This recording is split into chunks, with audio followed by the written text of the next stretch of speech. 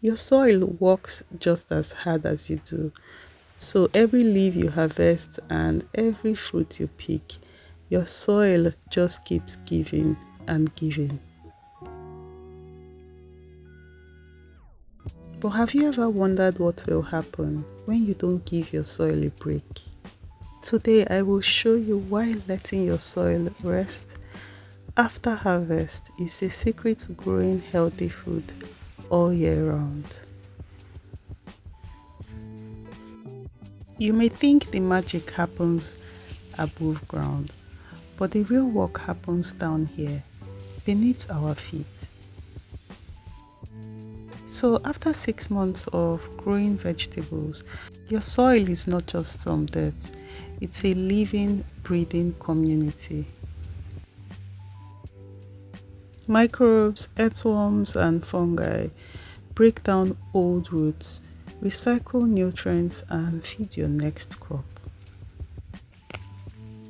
But if we don't let them rest and rebuild, the soil gets tired, compacted, and nutrients poor. Have you ever planted right after your final harvest, only to see your new seedlings struggle? That's because tired soil can't give them the nutrients they need. Instead of lush leaves and strong roots, you get weak stems, yellow leaves, pests, and disappointments.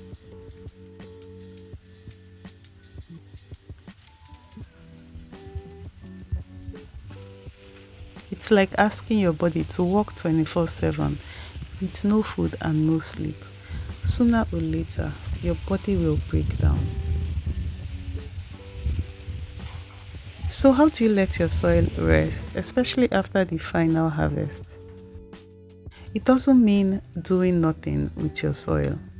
It just means you're going to feed your soil without growing crops that take more than they give. So after harvest, clear the old plants, add compost or well-rotted manure. And also add whatever it is that you use to amend your soil. I've talked about how I use fish bone meal. I also have the liquid organic fertilizer that I make at home, which I have a video of that here on my channel.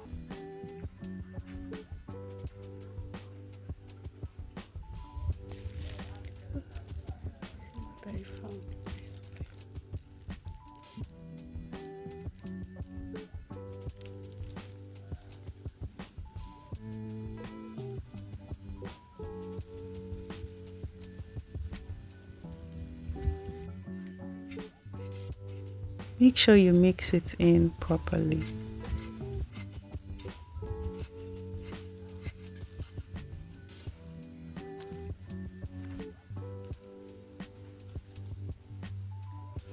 Cover with mulch and water your soil.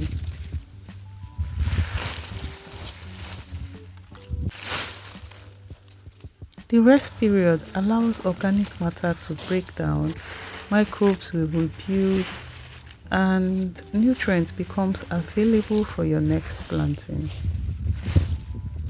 I'm sure you'll be wondering how long you should let your soil rest. For most people, a good rest is from 4 to 6 weeks.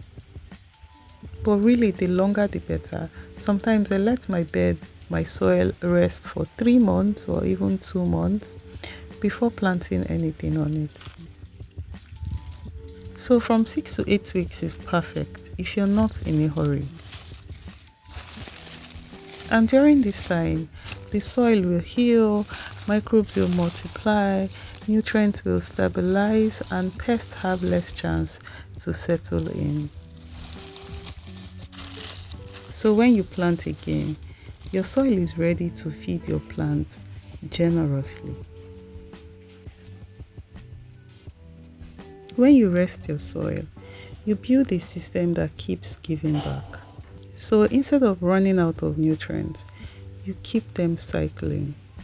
And instead of compacted, lifeless soil, you get rich, fluffy soil full of worms and microbes.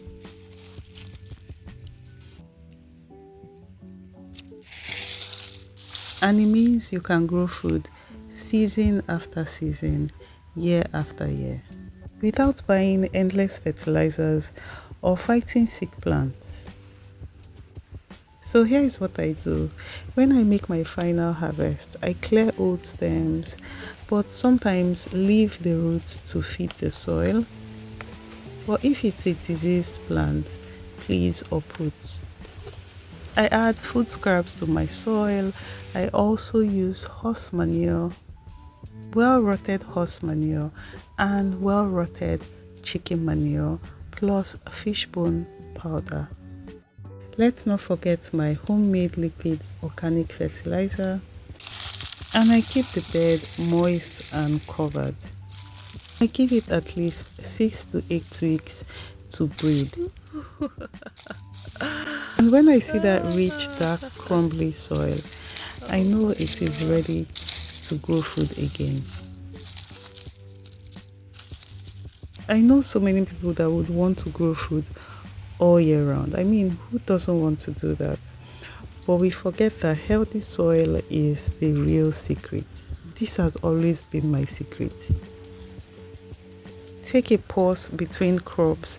Feed your soil like it feeds you. Let it rest. Because a rested soil grows stronger plants, tastier vegetables, and gives you harvest after harvest. You definitely need patience to grow a garden. And in the end, your garden will reward you for all that. If this video has helped you a lot, share it with someone who doesn't understand how soil works. And let me know in the comments how you let your soil rest. If you haven't yet subscribed to my channel, I don't know what you're waiting for. Thank you so much for watching. I will see you in my next video. Bye.